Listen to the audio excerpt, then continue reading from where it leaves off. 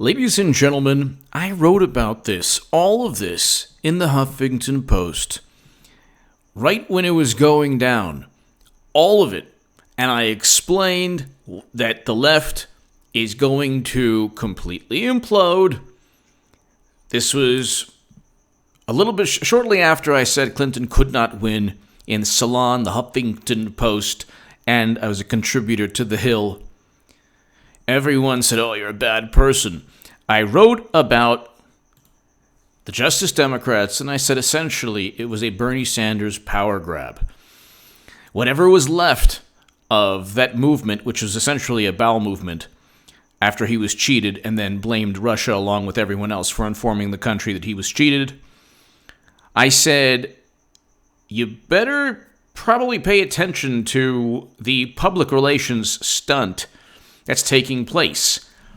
Was I right? I'm not right about everything. I'm right about most things. And I have the pulse of what's going on. I am a Trump supporter now. In The Federalist, I explain why Bernie supporters should vote Trump 2020. CBC lawmakers rip Justice Democrats for targeting black lawmakers for primaries. Well, I'm going to get to in a moment, the hilarious AOC Pelosi feud. They are imploding. It's almost like the theatrical performance is unraveling. They're at a concert and the pre-recorded music or singing is on continual loop. And suddenly you get to see what's really going on. It's all an act. Their contempt for Trump, so they cheated Bernie Sanders, swept that under the rug, blamed Russia for 3 years, couldn't find any evidence, fabricated everything. Now they have nothing to fall back on, which is essentially the reason they won the House is two reasons. One, they promised things they didn't deliver on. Medicare for all, abolishing ICE, that was all nonsense. People like Congresswoman Alexandria Ocasio-Cortez won their districts based on these promises. We'll get to the bills that she sponsored. Two, that have nothing to do with Medicare for all or abolishing ICE. But we'll get to that in a moment. Now they're actually imploding because their contempt for Trump, their disdain for the president, has made them collapse as a political party, which is absolutely fantastic, but also a testament to why you should never devote your life to just feeling negative emotions. They don't know what to do with themselves now. So CBC lawmakers rip Justice Democrats for targeting black lawmakers for primaries.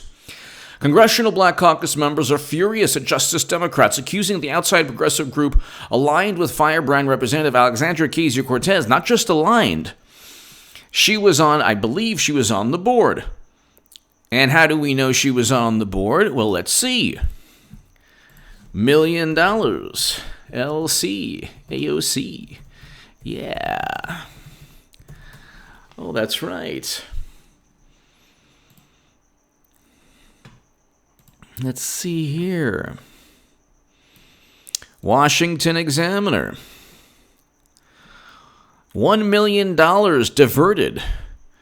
Diverting campaign cash to companies. Interesting. 2 political action committees founded by Representative Alexandria Ocasio-Cortez and 2 wonderful YouTubers who shall remain nameless.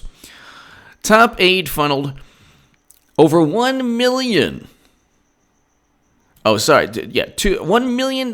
So 2 political action committees founded by Representative Alexandria Ocasio-Cortez's top aide. Funneled over $1 million in political donations. Yes. To 2 LLCs. Private companies. AOC was on the board while this was happening. Okay. Now, we can... So that's just further proof that all of this nonsense is never ending. And these people are... So hold on one second. Alexandria Ocasio-Cortez Board of Justice. Democrats. Want to make certain about something, yeah. Representative Ocasio-Cortez reportedly has been delisted from the Board of Justice Democrats following, this is a Fox article, following legal and ethical questions about her affiliation with the group. Oh, interesting. But not just that, okay? Look, we can get into this forever.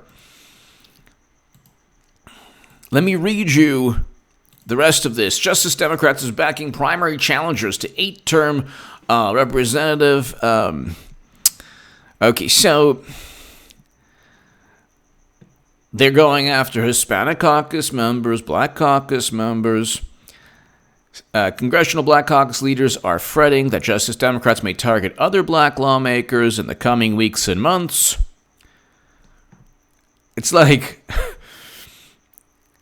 this is, wait a second. Which one, the whole identity form of politics, like what are they doing now? It's completely unraveling. If you're Justice Democrats, you're probably supposed to support the Congressional Black Caucus. But see, that's politics on the left.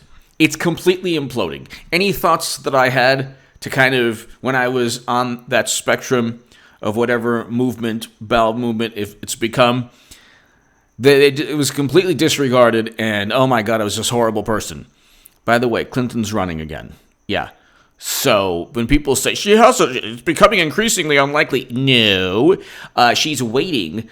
Why do you think she's going to jump in now? Why? So she could debate Eric Swalwell, who just left the race. All of these people. Beto O'Rourke's going to leave. She's not going to. Once Democrats realize that only the Golden Muumuu, only Madam Secretary, Madam Cyberhack, can save the day, and it's not a matter of winning, actually. It's a giant money-making scam. She's going to raise around probably $2 billion, as opposed to the $1.2 billion she threw down the toilet, outspending Trump 2-1. But let's get back to, so this is interesting. Alexandria Ocasio-Cortez talked about how Pelosi was going after women of color. She stated that. Now, Justice Democrats, Congressional Black Caucus this is in the Hill today. Congressional Black Caucus lawmakers rip Justice Democrats for targeting black lawmakers in primaries. Okay. Not only do you have, this is a complete public relations stunt. That's all it ever was. And I called it out when I was on the left. Nobody listened, but I called it out. Then they were like, Ro Khanna doesn't take any PAC money. Took money from a billionaire. You know, it's like, okay, you can't be so proud that you're against corporate money or even PAC money and then take money from just individuals. Doesn't make too much sense, but see, again, it's all public relations. So she's been in Congress a long enough time to push some type of Medicare for All legislation, to champion Medicare for All legislation, to come up with her own Medicare for All legislation. There's a bill in the House and there's a bill in the Senate. She probably could have come up with AOC's version of Medicare for All because she's extremely brilliant and intelligent. That's, what we're told. And so I have complete faith in Alexandria Ocasio-Cortez that she could actually help write a bill regarding Medicare for All, since it's so feasible, right? It's so feasible. 2 bills. One, Loan Shark Prevention Act. She didn't come into Congress regarding that. She came promising $15 minimum wage. Where's the bill on that? What bills is she championing? Did she co-sponsor regarding that? Or did she at least sponsor? There's 2 bills that she sponsored thus far. So without social media, you wouldn't know who AOC was. The reason you know who AOC is it's completely a media creation. The aura, the marketing scheme, the PR, public relations apparatus, without Twitter, without Facebook, mainly Twitter, you have two bills, one resolution that was completely eviscerated by the whole planet. And that I wrote, one of my first article in the Federalist was talking about how AOC would decimate the indigenous communities that she claims to care about so much. The Democratic Republic of the Congo has around 80% of the world's cobalt, over 70% of the world's cobalt. Cobalt is a metal along with lithium and nickel that are extremely dangerous and devastating to the environment, and they also cause the mining of these metals cause political devastation within communities or countries where, cobalt, lithium, in the Democratic Republic of the Congo, people are losing their lives mining cobalt for electric car vehicle batteries. The batteries of electric car vehicles cannot run without cobalt, lithium, and nickel.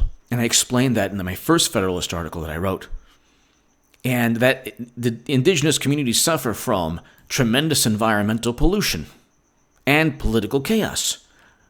But don't tell that to AOC. The resolution has the phrase indigenous communities like 7 times, I wrote, I believe.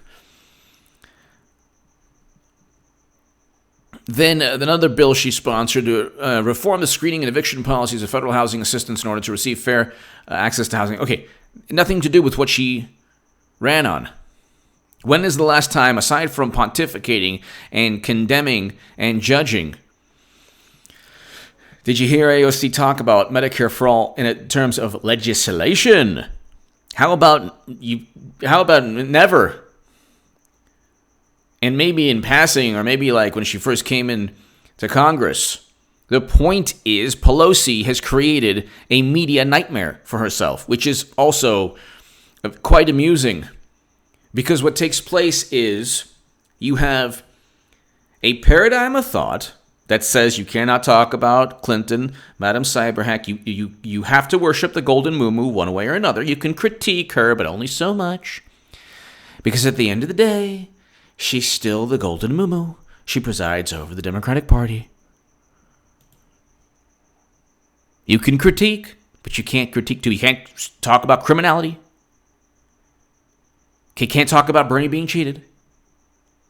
Lord knows you can't talk about the DNC fraud lawsuit that Jared Beck, Elizabeth Beck, and Nico House championed. Can't talk about the fact that Russia was not only a hoax, but a hoax perpetrated by the golden muumuu. Can't talk about that. By the way, I talk exactly about that in my latest Federalist article that was shared by Rush Limbaugh for 2 days on his radio show. Every major, whether it's the Steele dossier, CrowdStrike, Alexander Downer, Joseph Mifsud, the major pieces of evidence are linked to Clinton. So, anyway, you can't talk about that. You also, everything has to do with the politics of identity. And now, AOC goes and says, what is the exact quote? Basically calls Pelosi basically a bigot. And then, but then, singling out women of color. But then when asked, is she racist? Oh, well, no, of course not. Okay, doesn't have the courage to just go out and say, because if it was a Republican, oh my God, could you imagine? Could you imagine the glee, the forcefulness, the enthusiasm, the righteous indignation? Oh my goodness. The bad optics of Pelosi versus the newly elected women of color. This is in the Washington Post. Okay, yeah, it's called hypocrisy. So you have a situation now where AOC is, of course, speaking out against Pelosi for singling out newly elected women of color. Of course, that's not really what Pelosi was doing. Not that I want to defend Pelosi. So that wasn't what she was doing. It had nothing to do with the ethnic or the racial or the background of the people that Pelosi is criticizing. What happened with Pelosi is just the corruption and the insidious nature of the Democratic Party is became a nightmare. It's become their own Frankenstein, which is very amusing. And Trump's just sitting there laughing, and he should. The president's doing a great job. Great economy, great foreign policy. Compared to the two prior presidents, yes. Compared to Obama and Bush, much better. I'll debate anyone with a major platform on that. But now, the politics of identity, apparently Justice Democrats are trying to primary established figures within the Congressional Black Caucus. While at the same time, listen to this. This is so just the epitome of the left. The same time that Alexandria Ocasio-Cortez is complaining about Pelosi going after women of color, the Justice Democrats are going after Congressional Black Caucus lawmakers. This is an article by Scott Wong in The Hill, July 12th, 2019, today. Congressional black lawmakers rip Justice Democrats for targeting black lawmakers for primaries. The left utilizes the politics of identity and then does the actually worse than any Republican could do. Tries to remove, going after people within the Congressional Black Caucus is like exactly the opposite of what you should do. But that's the left. They're all over the place. The left is composed of a bunch of factions that hate each other, but they have this fetish. They're not moral. It's not about morality. It's about political power and influence and a morality fetish. So it's like you have people like AOC and you have people like people who have gained their status primarily on Twitter and social media, and they're the new moral voices of the Democratic Party. But it's like, well, if you're so moral, why did your campaign funnel $1 million from donations into 2 LLCs?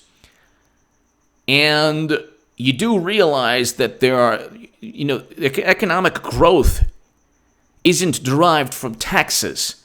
So you kicked out a giant hub, and then they say, well, they're retrofitting current locations in New York. It's like, no, Amazon would have brought in 25,000. It would have actually been 40,000 very soon, and the direct and indirect jobs would have been 110,000, because you're talking about union jobs, construction, dry cleaning, food trucks. How much economic activity do you think you would have had? Her district has a median income of like around $36,000 a year. That's nothing in New York. New York is a very expensive, the most expensive city in the U.S.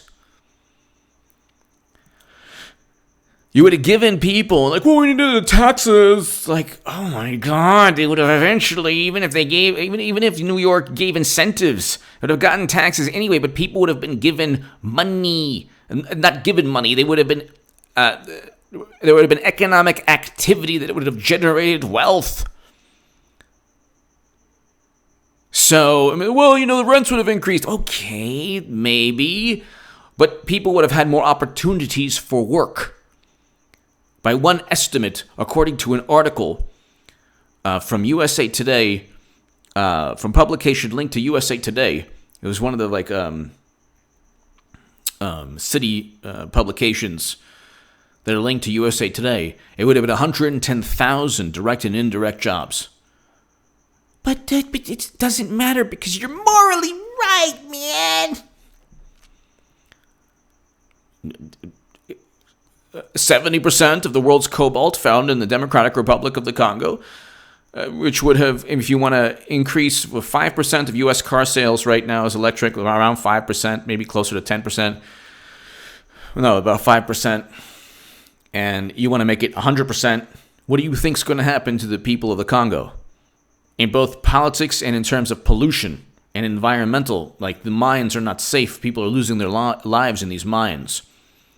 People that are, young people, children, also in the Democratic Republic of Congo, risking their lives for AOC's wonderful electric car vehicle batteries, just so they work properly. These are precious metals that are needed for these wonderful green technologies, man. Yeah, I feel so good about myself. As long as I say indigenous people and click my heels, then people around the world won't be experience pollution from mining lithium and cobalt and nickel. Yay! It's like, and then you have them focusing on Russia and Trump's taxes. It has nothing to do with bettering the lives of the average American. So this is another major victory for Trump. They don't realize it because the Democratic Party, because they're shielded with media. Media shields them, and all their nonsensical, dumb, ridiculous arguments, which are easily dismantled. That's why when there are people who've gone after me, and when I had social media, I don't have Twitter anymore. I wasn't suspended. I deleted my own account. Whatever. People are like, "You're suspended from Twitter." No, I wasn't.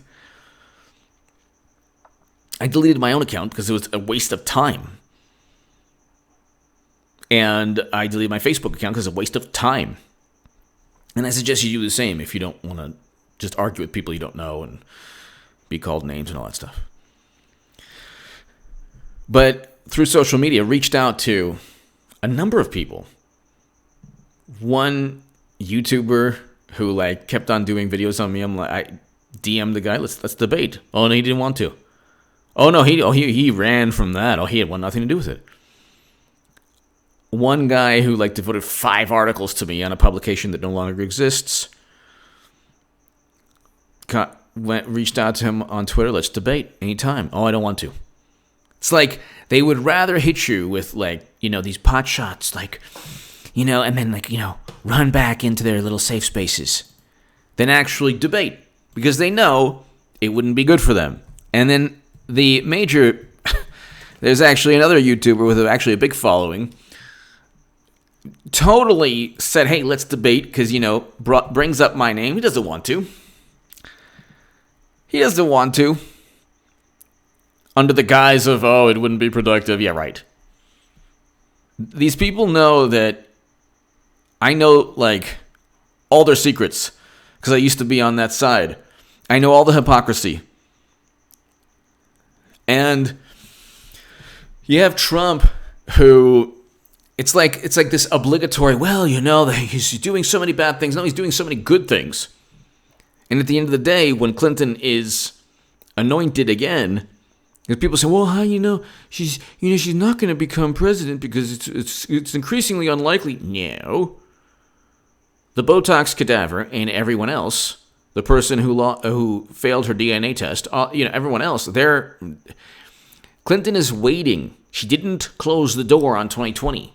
That's what Maggie Haberman said. She has actually started a new foundation, the Onward Together Foundation. There are too many overt pay-to-play, quid pro quo, illegal schemes going on with the Clinton Foundation. So she started a new one. You got to have some vehicle for graft and bribery.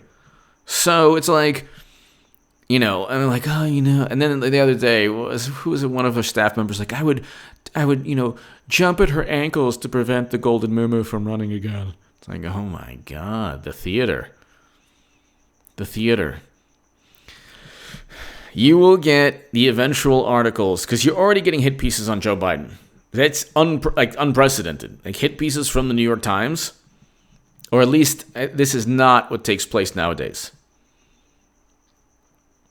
And none of the candidates, including Biden, can raise enough money to even come close to defeating Trump. So they're going to have to get Clinton in. And it's not only going to be about that. I mean, the whole thing, all of fabricating Trump working with Russia, all that nonsense was Clinton 2020, the whole thing. But this is another major victory for Trump. Look, I stated this a long time ago when I was on the left. I said, look, if you want to defeat Trump, don't obsess over trying to disparage him. Just make rational arguments against his policies. They don't do that. They've never done that. They've never made sober, rational arguments. It's always hyperbole. It's always, they fall back on the media, and they think the media is, and it worked in the House, but only because Mueller prolonged his unlawful probe that was fabricated and basically purchased by Madam Cyberhack. And then you had people promising Medicare for all, and then when they got into Congress, it was only about Trump and nothing else. And 2 bills sponsored. And not championing the bills that she said that she would. And now they're going after the Congressional Black Caucus. And the Democrats are imploding. And Trump's just sitting there. And I'll be the last person to say this. She'll lose to Trump. Clinton will lose to Trump, but they need Clinton.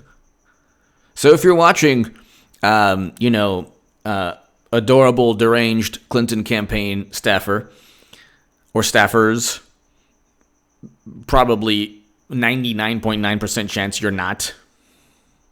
But if you are, now is the time to get Madam Cyberhack to run. Now is the time. The golden moo must levitate. The DNC needs her. It's like, Superman. They need Superman or, some kind of superhero to save the day. They're imploding. And even the media can't help them. And it's going to be the best thing for Trump and the best thing for the country. When Clinton runs again, it'll be vindicate everything I have ever said about the Democratic Party, especially when I was on the left. The Democratic Party is an extension of Bill Clinton and Hillary Clinton. It's my extension, and oh my goodness, what a great extension it is. Let me have a long conversation about my extension with you. Give me your thoughts below. This is absolutely hilarious. All of this. Suddenly, they can't pontificate as well anymore because all of their alleged value system, all of their fetish about condemning others. Notice how AOC could only go so far with Pelosi. Can't do that. With Trump, it's all the hyperbole, racist, But with Pelosi, it's kind of like this passive aggressive. Why is she going after women of color? And so you're saying that you're saying racist? She's racist? Oh no! I'm not saying that. No. No, but the pack that I was aboard on is actually going after people of color in their districts and trying to primary them.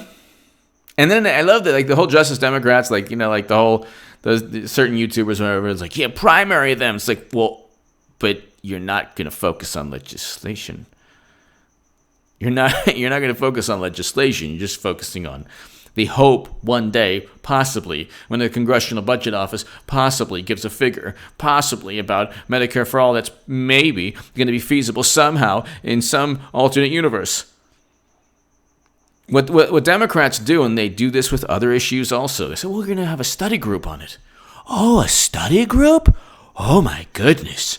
You are the epitome of courage. A study group. Yeah, we're going to study the feasibility of this amazing paradigm-changing moral and justice and, ethical legislation. Why would you need a study group if it's all of those things? Why wouldn't you just draft the legislation? You mean you don't have staffers who could study it themselves? Oh, that's right. You're lying to your constituents shamefully to just get votes. Okay, good. Okay. I'm calling you out. Nobody listens to me, so it doesn't matter. Anyway, I'm not on the left, so I was like, why would they listen to me? Let's put it this way. When I was on the left, I was like, this horrible abomination. Now I'm a Trump supporter. People are like, you see how that turned out, huh? The Bernie bros. The Bernie bros that became the Trumpers. Give me your thoughts below. Without Twitter, where would AOC be? Without social media, where would these voices be without social media? And Twitter, it's not, I mean, you look at Twitter and Facebook, you think 5, 6, 7 years from now, they're going to be either around or at least anywhere near as influential as they are? No. Give me your thoughts below. Thank you so very much.